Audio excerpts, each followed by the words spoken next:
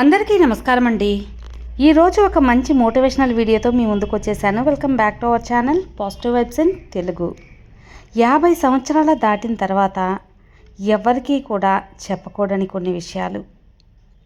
ఈ 5 విషయాలు ఎప్పుడు ఎవ్వరికీ చెప్పకూడదో అవేంటో తెలుసుకుందాం. 50 సంవత్సరాలు దాటిన ప్రతి ఒక్కరు కూడా ఈ 5 విషయాలు దయచేసి ఎవ్వరికీ చెప్పొద్దు. చాలా రహస్యంగా ఉంచుకోవాలి. ఒకవేళ చెప్పాల్సిన అవసరం వస్తే పరిస్థితి వచ్చినప్పుడు ఆ విషయాల్ని మార్చి ఎలా చెప్పాలో మీరు ఆలోచించండి. అలా కాకుండా అన్నీ చెప్పేశారు అంటే తర్వాత మీరే బాధపడాలి, ఇబ్బందుల్ని ఎదుర్కోవాలి. మరి అసలు 5 విషయాలు ఏంటో, ఎందుకు చెప్పకూడదో తెలుసుకుందామా? ఖచ్చితంగా తెలుసుకుందాం. ముసలి వాళ్ళకైతే సరిగ్గా ఇది ఉపయోగపడుతుంది. అదే యూత్కైతే రాబోయే రోజుల్లో ఎలా ఉండాలో తెలుస్తుంది.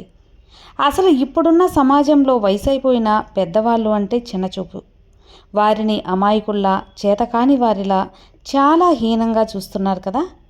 అందుకే 50 ఏళ్ళు వచ్చినా మీరు ఎవరి చేతిలో మోసపోకుండా, ఎవరిని గుడ్డిగా నమ్మకుండా ఉండాలంటే ఈ 5 విషయాలు ఎవ్వరికీ చెప్పకూడదు. చాలా జాగ్రత్తగా ఉండాలి. మరి అవి ఏంటో చూద్దామా?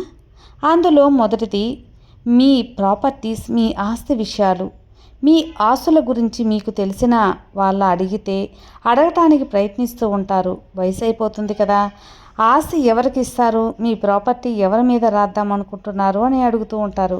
దానికి మీరు చాలా తేలిగ్గా సమాధానం ఇవ్వాలి, తెలివితో కూడా. లేకపోతే సంతోషంగా ఉన్న మీ కుటుంబంలో ఖచ్చితంగా గొడవలు చేస్తాయి. మీరు వారి మాటలకు ఎప్పుడు కూడా మోసపోయి నా కొడుకుకో, కోడలకో, కూతురుకో రాస్తానని చెప్పుకోకండి. మీ సమాధానం విన్న తర్వాత వాళ్ళు మీ కుటుంబంలో చిచ్చులు పెట్టే అవకాశం ఉంది. అందుకే అందరినీ నమ్మి మీరు మీ మనసులో మాటలు చెప్పేస్తే ఎన్నో ఇబ్బందులు ఫేస్ చేయాలి. గుర్తుపెట్టుకోండి, ఏది మాట్లాడాలన్నా కాస్త ఆలోచించాలి. లేకపోతే మీరు అలా మాట్లాడారు అని ఇన్ని రోజులు సంతోషంగా ప్రశాంతంగా ఉన్న మీ లైఫ్లో నిప్పులు కురిపించేస్తారు. జాగ్రత్త మిత్రమా. కొందరు ఇతరుల విషయాల్లో జోక్యం చేసుకొని వారి కుటుంబంలో చుచ్చులు పెట్టడానికి పుడుతూ ఉంటారు అన్నట్లుగా ఉంటారు కొందరు.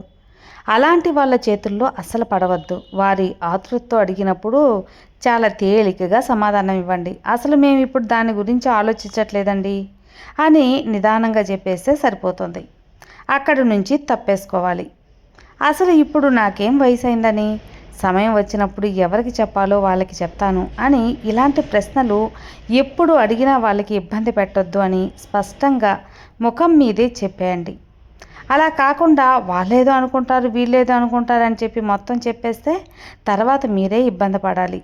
జాగ్రత్త. మరి ఇక్కడ గుర్తుపెట్టుకోండి, కొందరు స్వార్థం లేకుండా అడుగుతారు, మరి కొందరు కుటుంబంలో గొడవలు పెట్టడానికి అడుగుతారు. ఇక రెండవ రకం వారికి చెప్పుతో కొట్టినట్టు కరెక్ట్గా సమాధానం అయితే ఇవ్వాల్సి ఉంటుంది.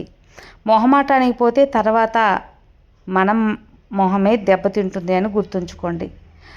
అలా అని అందరినీ నమ్మొద్దు అని చెప్పట్లేదు మిత్రమా, మన జాగ్రత్తల్లో మనం ఉండాలి. ఇక అలానే రెండో విషయం, మీ పిల్లల గురించి. కొందరికి వాళ్ళకంటే ఇతరుల విషయాలంటేనే ఎక్కువ మక్కువ చూపిస్తారు. మీ పిల్లలు మిమ్మల్ని చూడటానికి ఎందుకు రారు, మీ కొడుకు మిమ్మల్ని ఎందుకు పట్టించుకోడు, మీ కోడలు ఎందుకు సరిగ్గా చూసుకోవడం లేదు అని వాళ్ళ నోటికి వచ్చిన ప్రశ్నలన్నీ అడిగి ఒకటి తర్వాత ఒకటి అడుగుతూ ఉంటారు.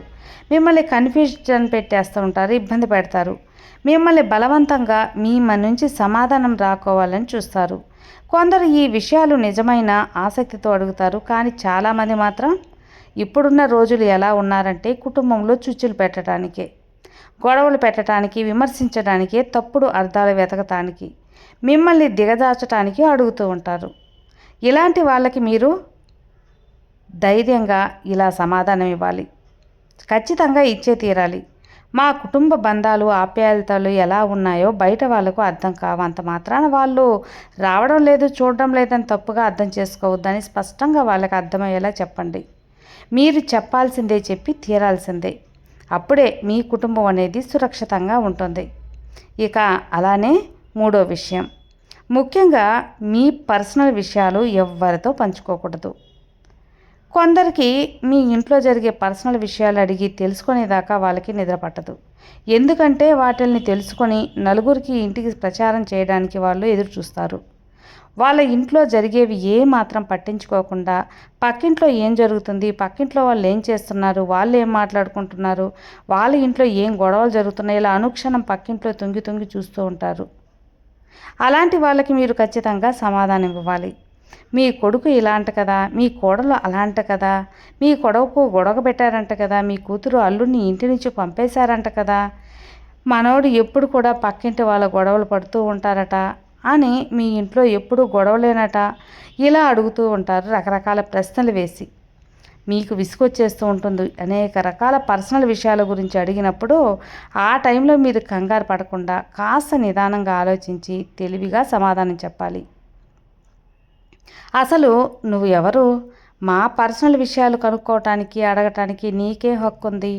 మాకు చాలా ఉంటాయి, అవన్నీ మేము చూసుకుంటాం, నీకు చెప్పాలా?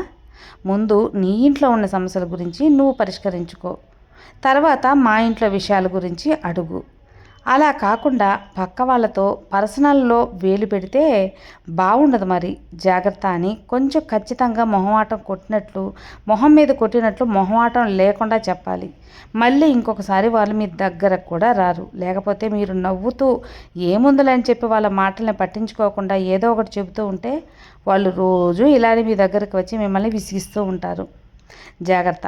ఈ రోజుల్లో మొహమాటానికి పోయి బాధపడ్డారంటే తర్వాత మీ జీవితమే నాశనం అయిపోతుంది. ఇక 4వ విషయం, మీ వయసు మీకు తెలిసిన వాళ్ళు కానీ, మీ బంధువులు కానీ, స్నేహితులు కానీ ఇలా మీ వయసు ఎంత అని అడిగి తమాషాగా అడిగారనుకోండి, మీరు వెంటనే సమాధానం చెప్పేయొద్దు. ఇలా చెప్పడం వల్ల కూడా లోకు చేసి మాట్లాడే వాళ్ళు ఉంటారు. నాకు 50 ఏళ్ళు 60 ఏళ్ళు అని పొరపాటుని చెప్పకండి. ఇంత వయసు వచ్చిందా, మిమ్మల్ని ముసలివాళ్ళు జాబితాలో చేరుస్తారు. అంతేకాదు, ఈ వయసులో నువ్వు ఇంకేం చేస్తావులే, ఇక రెస్ట్ తీసుకో అని మిమ్మల్ని నిరుత్సాహపరుస్తారు. అలా పరచడానికి ముందుంటారు. మీ వ్యక్తిత్వాన్ని తక్కువ చేయటానికి, మిమ్మల్ని చేతగాని వారిలా చూడటానికి కూడా ఇలా తక్కువ చేసి మాట్లాడతారు. అలాగే చులకనగా కూడా మాట్లాడతారు.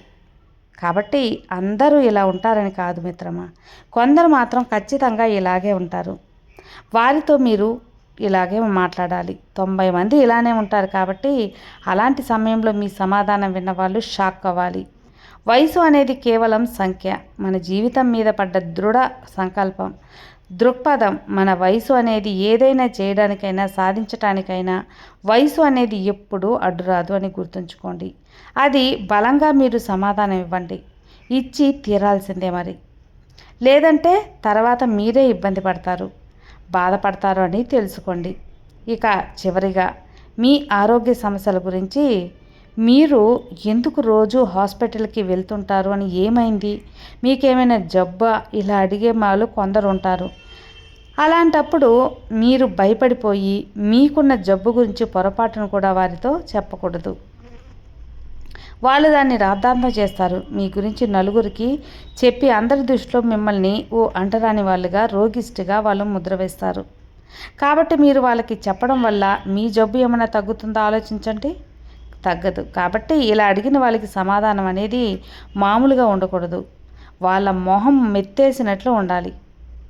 నా ఆరోగ్యం గురించి, నా విషయాల గురించి ఆ డాక్టర్కి, నా కుటుంబ సభ్యులకి మాత్రమే చెబుతాను.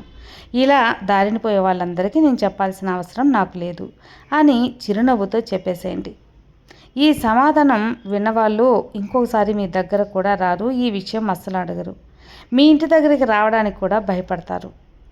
ఈ విషయాలు చెప్పడానికి కాస్త కంగారుగా, కాస్త మొహమాటంగా అనిపించినా ఖచ్చితంగా చెప్పి తీరాలి. లేకపోతే రానున్న రోజుల్లో మీరే ఇబ్బంది పడతారు, బాధపడాల్సి వస్తుంది అని గుర్తుంచుకోండి.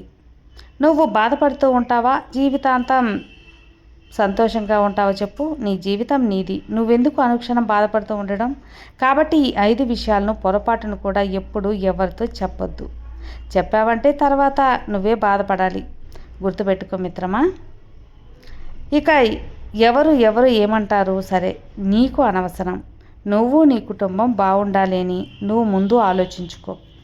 ఇప్పట్లో అందరూ కూడా ఎవరి స్వార్థం వాళ్ళు చూసుకుంటున్నారు. మరి నీకెందుకు చెప్పు? అనవసరమైన విషయాలు, అందరి విషయాలు నువ్వెందుకు తలదూరుస్తుంటావు? నువ్వు ఎప్పుడూ నీలానే ఉండు. నీ జీవితాన్ని నీకు నచ్చినట్టుగా మార్చుకో. అంతా మారుతుంది. అర్థమైంది కదా? ఇక అన్నిటికీ కూడా మీలో మనోధైర్యం ఉండాలి. విన్నారు కదా అండి? ఈ వీడియో మీకు మోటివేషనల్గా నచ్చితే లైక్ చేయండి, మరికొంతమందికి షేర్ చేయండి. కొత్తగా మన ఛానల్ చూస్తే సబ్స్క్రైబ్ చేసుకోండి. మరో మంచి వీడియోతో మళ్ళీ కలుద్దాం. అంతవరకు have a good day friends. Thank you for watching. Bye.